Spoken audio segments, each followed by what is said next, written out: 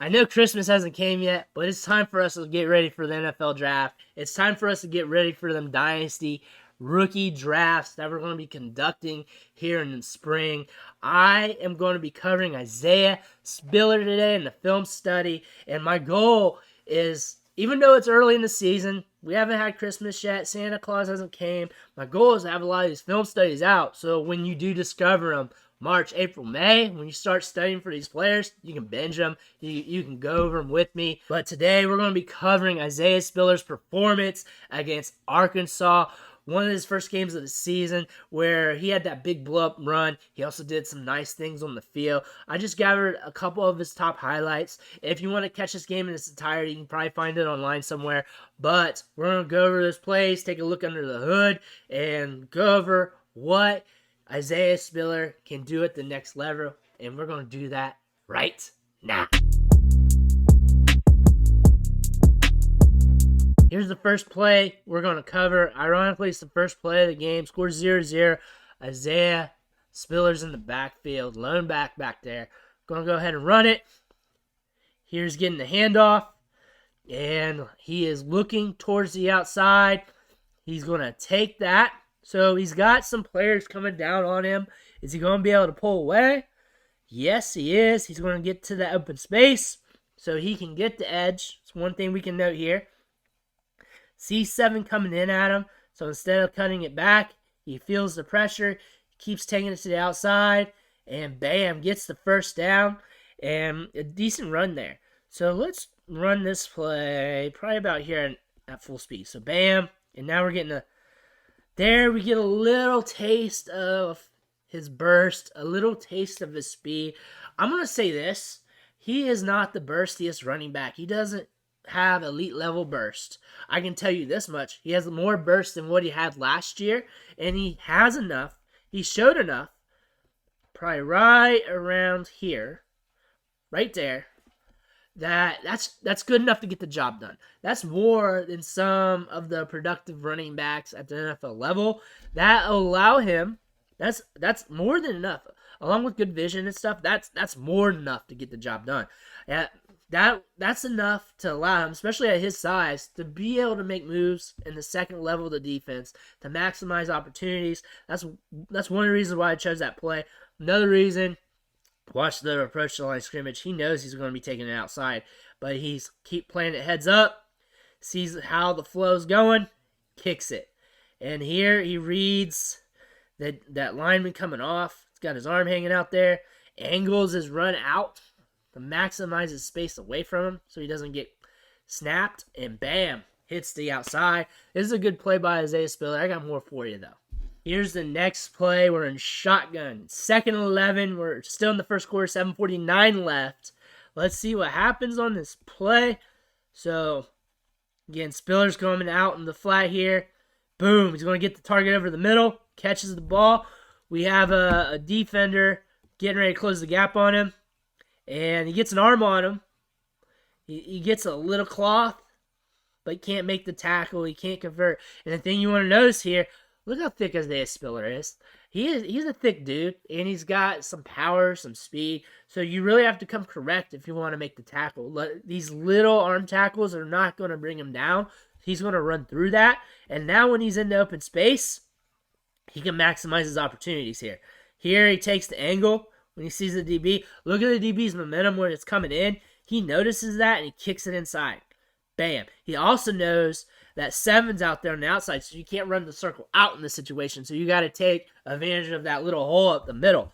So he does that, gets by this defender, and this allows him to get in this area, and eventually gets ran down by 31.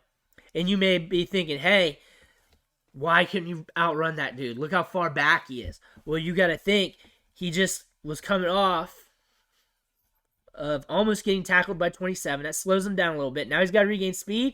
He also got to make this cut here. Wobbles off balance a little bit. Well, 31 still at a full clip. So you really have to look at the full context of this play. And honestly, too, he had to make a business decision of what to do here because he had two defenders here to his right and one in front of his grill, and he had to really manipulate that leverage of the guy in front of him. Bam. Cuts it. Eventually gets ran down. Well, that's a good play. A bad running back could have just automatically ran the circle out to maximize or to attempt to maximize those opportunities, but he was able to read the leverage of the defender, have a feel what's going on around him on the outside. Another thing, I didn't even talk about this, but let's look at him hands. The thing about Isaiah Spiller this year, he was used more in the pass, not just used more in his passing game, but he was getting targeted deeper downfield. And we've seen him catch some balls like 15, 20 yards downfield this season, but on this play, getting it over the middle, catching it, bam. I mean, he gets into his body a little bit, but the thing you want to notice is he's looking to get upfield instantly. Notice how quick or efficient those moves are with his footwork here, and he's looking to turn upfield real quick instead of like making sure he reels in the catch, then turning, then doing this. It's all like one fluid motion. Allows him to react quickly and be able to make those plays. Isaiah Spiller really improved in the receiving game as well this year, or they just allowed us to see more of what he can do because they knew he was a good receiver and they did not tap into that portion of Isaiah Spiller's game. But I got another play I want to show you guys. Here's the next play we're going to look at. Isaiah Spiller's in the backfield. They're in shotgun. 17-3 Arkansas. We're in the third quarter. Go ahead and run this play. So, bam, gets the handoff. Look at the crease here. Everything's tight. That's a tight little window for him to run through. And the approach here, I mean, it's right in front of his face. He's not going to miss it. But he gets through it. Bam, right there. We got Green in front of him. We have defenders crashing in on him. So here, straight line. The angle of one does not matter because here's where he hits the burst. This is where he hits the gas. Bam. Quick. So what you notice there in the second level, you don't see elite level burst. You see enough burst. You see decent burst. It's not elite level. You don't have elite level speed with Isaiah Spiller. I got to show you this from what you're seeing. So there, you saw the speed, and he doesn't really pull away much, but he's fast enough at top end to keep the DBs at bay, which is good enough, which is good at the next level. You also got to put his size in the context because he's not one of the smaller running backs. He's not 205. He's not 200. You look at him, there's some size there. So the smaller guys are going to be able to close the gap in on him a little bit more. But is he a size adjusted speed demon like a Jonathan Taylor? No. Does he do some good things in the open field? Has he progressed? Yeah, because a year ago, from here to here, he probably would have got closed up on by one. He has gotten a little quicker in the last year. Go look at his tape from like a year or so ago, and it's a little bit less acceleration in his running. But right now, Isaiah Spiller, when you get him in the open field, you got to come correct. He has good vision of what's going on around him, and he has enough speed. I'm going to say enough speed to pull away, to hit that hole and make it count, because that's what we see here. Bam, hits it, and gone. We got a big hole here, big alleyway here in the third level of the defense for him to do this, but it's enough to keep these DBs at bay, enough to make him dangerous. You're going to say, well, at the NFL level, they're going to close up on him. Yes, they probably will.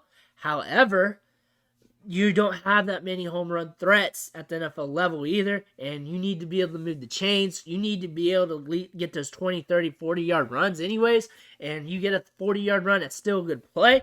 And the fact that he's able to do this lets you know that he has enough speed, more than enough speed, to compete at the next level, and he has enough burst to take advantage of his opportunities at the second level of the defense when he hits this window over here to really maximize those opportunities.